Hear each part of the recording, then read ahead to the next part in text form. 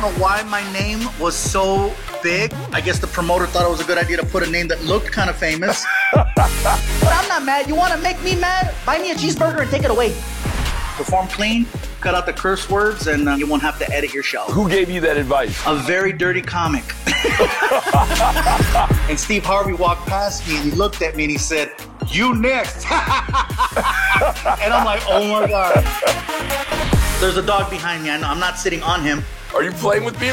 Damn.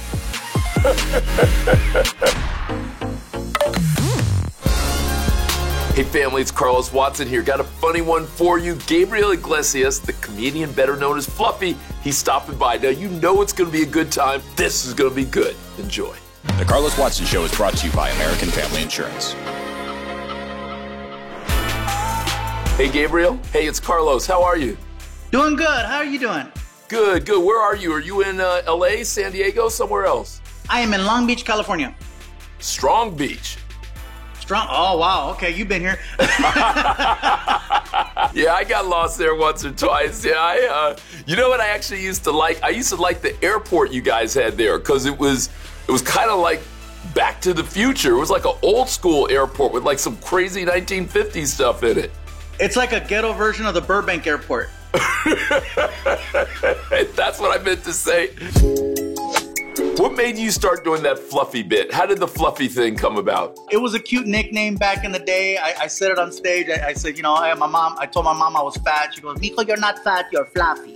And the problem was, at the end of the night, people were coming up to me and they weren't saying, "Hey, you were funny, Gabriel. Hey, you know, that was funny. I enjoyed that bit, Gabriel." Nobody remembered Gabriel. And I remember thinking to myself, my last name is already famous. I just got to work on the first half of it and then I'll build something off of that.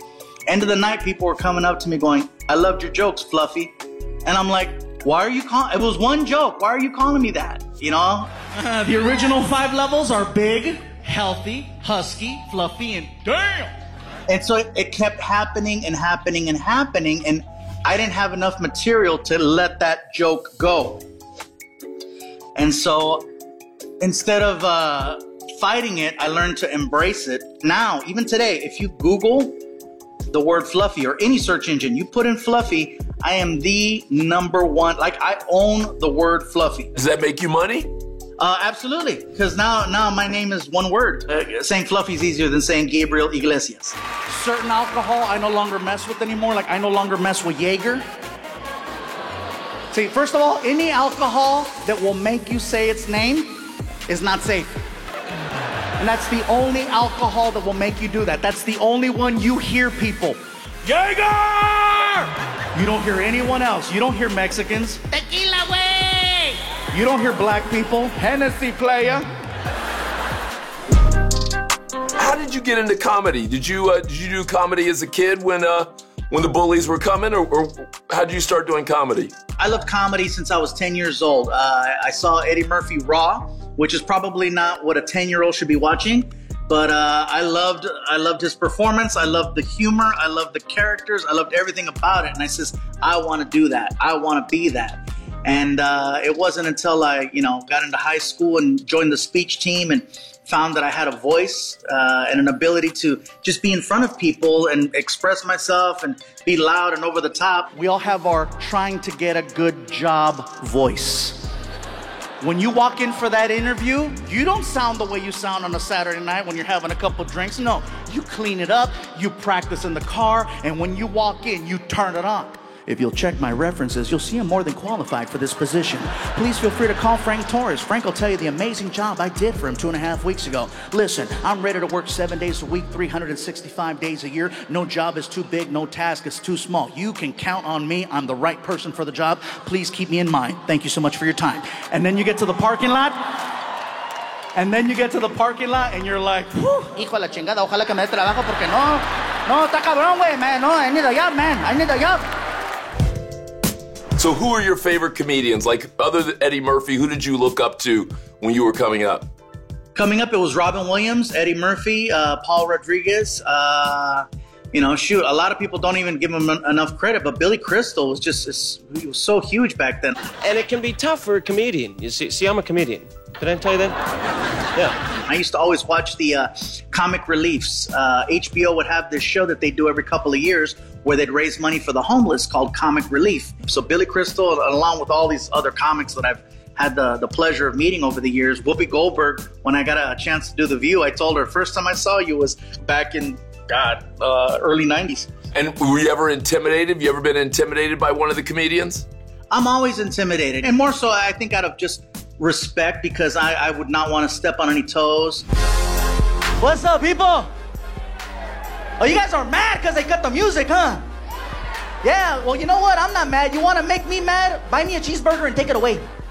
And so right after high school, did you start performing right away, or did it take a minute before you had your courage and your opportunity to start doing stand-up? I didn't do stand-up right outside of high school. Once I graduated, I had to get regular, work. I worked a few different places. I worked in an office. I worked doing telemarketing. I did customer service. I sold cell phones. And so once I started selling cell phones, I was making a really, really, really good living. A cell phone for a teenager isn't a necessity. It's a luxury, okay? Man, I remember I bought myself a really nice leather jacket from Wilson's House of Suede. That's when they used to have those at the stores. And that was I still have that jacket. It doesn't look the same, but neither do I. So I didn't get to do stand-up until I turned 21. I have the original poster of the first time I did stand-up on the road. It's this poster that's on the wall right here. Comedy Night. And you can see the date. It's July. I want to say it's July 9th, 1997. Yes. And I don't know why my name was so big. I had been doing stand-up comedy maybe 2-3 months at the time.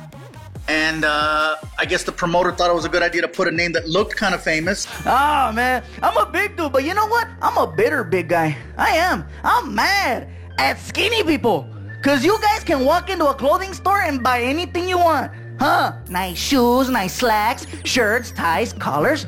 What do fat people get? Freaking sweats? No, were you good that night? Nervous ball of energy, and I kept the show very clean. That's probably the best advice I was ever given was perform clean, cut out the curse words, and when opportunity comes knocking, because it will, you'll be ready and you won't have to edit your show. So then they wheel me into my own room, right? And I'm laying there in bed, I'm holding my side, and the doctor comes in. And I don't know what it is about doctors. They're just always happy to see you, right? Ah, Mr. Iglesias, how are you? I can't fart. Wait, who gave you that advice? Who said that to you? A very dirty comic. A very dirty comic. A comic named Joey Medina. I used to cuss a lot, more so just because I was nervous. I was scared. I'm like, so you feel it. You watch enough shows and you start thinking that you need to add certain elements in order to make the show flow. And he goes, you don't need the dirty cuss words. Take it out. He goes, trust me, it's going to help you. Don't get me wrong. In my shows now, if I could perform, I'd probably throw in a word or two here and there. But I think it's one of those, if you place it in the right spot, it's okay and people aren't going to get mad at you. So I see my reflection in the mirror and I realize at that moment with all that green on that I do not look like a comedian. Oh no, with all that green on I look like damn Shrek. Be fearless! We can do it! I believe in you! We can do it faster! Our home is the training ground for her dreams policy. Insure carefully. Dream fearlessly. And when did you break through, Gabriel? In your mind, when was the moment where you weren't just with your name on the thing, but you really had made it, you really broke through? Little by little, I got invited to be on this TV show, that TV show, this TV show. And so before I knew it, I started having this little following. And keep in mind, this is way before social media. There was no YouTube at the time. It was all about word of mouth. Is there a lesson to learn about why some folks make it and some don't? Is it just talent, or is it more than talent that you think ends up making the difference? You have to have a nice balance. It can't just be one way. Talent is one thing, but if you don't have the ability to communicate with people, if you don't know how to return a phone call, if you don't know how to engage with others, it's all part of the thing. You got to have the ability to to have a little bit of a business mind. You have to understand that what you're doing, where it can go, where it came from, not just let me go out there and make people laugh. And anytime I would go somewhere to do a show, even if I wasn't getting paid, I knew that I was going to meet people. Oh, trust me, ladies, I will go to dance clubs and I will tear it up hardcore for about 30 seconds. The amount of people I met at little hole-in-the-wall $50 gigs. I remember I went to Montreal, Canada, and I performed at the Just for Laughs Comedy Festival. But I met a guy who was the, at the time, was the booker for a show called It's Showtime at the Apollo. Apollo, please welcome comedian Gabriel Iglesias. What's up?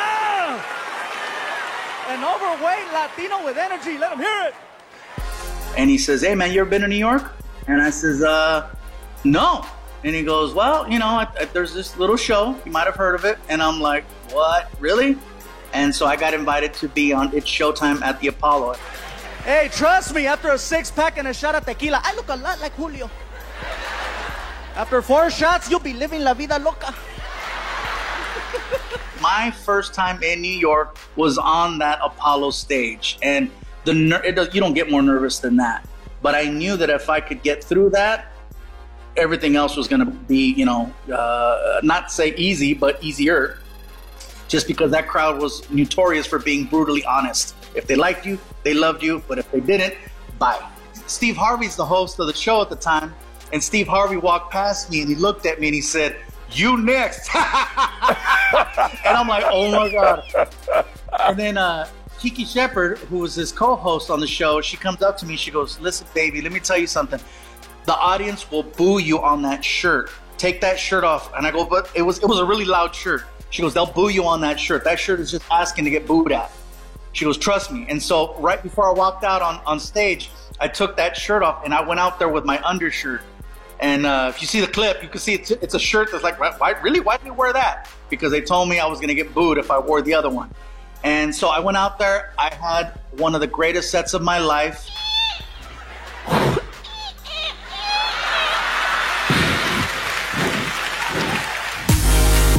Was your mom funny at all? My mom's sense of humor was very dry and serious. Like you'd laugh now, but she was serious. Like everything that came out of her mouth was serious, but it was so serious that you're like, you're kidding, right? Your mom's funny. Oh, funny. She said she pushed me down the stairs, and I'm like, my mom would push you down the stairs. My mom was no nonsense. She was a very strong woman, you know. I never saw her bring home a boyfriend after my dad. So in my eyes, it was just my mom. Like every year for Father's Day, I'd give my mom a Father's Day card too, because I said, hey, Mom, you're doing it for both, so thank you.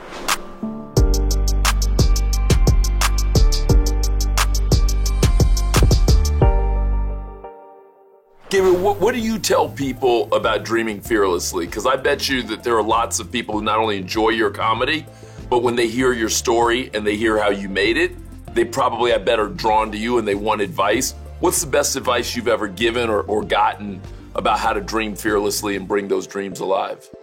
I think it's important that you really want it, and what are you willing to sacrifice in order to make that a reality? I've heard a lot of people tell me that, oh, you know, I want to do this or I want to do that. And I'm like, okay, well, what are you doing to make that happen? You know, because nobody handed me opportunities. I had to create those opportunities. You know, I would go do gigs for free. I would go places to let me just put myself out there. Let me try to create and grow myself because, you know, nobody's helping me. So I need to go and help myself. So, you know, what are you willing to do to grow yourself? Not just ask for help. It's easy to ask for help. And if you make it because you only got help, then you'll never appreciate it. You need that struggle. You need that grind. Be willing to hear no a million times. Be willing to hear it so much that you just get numb to it. Because I heard no. I heard a lot of no. Be willing to hear no and fight through it. And be willing to just do whatever it takes. Sacrifice. You know, what are you willing to give up? If you want it bad enough, do not let anybody tell you otherwise. If your dream is that big and you're that excited and passionate about it, you go for it. And the dream isn't over until you quit. All right, I'm going to hit you with some rapid fire. You ready? Oh, shoot. This is how you get those crazy questions answered. All right, go for it. Which celebrity friend of yours would people be surprised to hear that you're friends with? Probably Oscar Nunez from The Office. All right, favorite movie? Back to the Future and Coming to America. They're tied for first. The role that you would love to play in a movie or on a TV show. What role would be the right role for Gabriel Iglesias? What role should we have him in? I think it'd be really, really cool to have me in an action film, just because I don't look like the action type. I've always been a big fan of the movie Die Hard. So if they wanted to do a remake of Die Hard, I'd totally be up for it. I'd even not wear shoes, because that was the big thing. He's walking around barefoot. I walk around barefoot all day. I'm wearing sandals right now. I'm cut out for that role. What's your karaoke song? I Will Survive or Anything by Prince. All right, what is your final meal? If someone was going to bring you your final meal, your master meal. A Spam sandwich. I love Spam, Hawaiian-style Spam sandwich. So fried Spam on white bread with mayonnaise and cheese. That sounds horrible. I hope you're not. Yes or no? I love Spam. I grew up on Spam. Spam is one of those, that's my guilty pleasure. Ooh, I love that. All right, what else brings you peace? These dogs, my dogs are everything for me. This one right here, look, there's nothing I can't do with her. She is, her name is Risa.